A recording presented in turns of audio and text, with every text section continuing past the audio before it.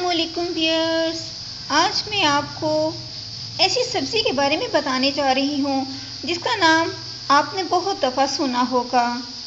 میں آپ کو اس کی ایک کلوز شکل بھی دکھا دیتی ہوں۔ یہ ہیں سوہانجنا۔ یہ اس طرح سے اس کی مکمل شکل ہوتی ہے۔ سوہانجنا کے درخت پاکستان میں ملتان کے علاقے میں وافر مقدار میں پائے جاتے ہیں۔ اس سبزی کا موسم اپریل کا مہینہ ہوتا ہے۔ یہ مردوں اور خواتین دونوں کے لیے بہت مفید ہے۔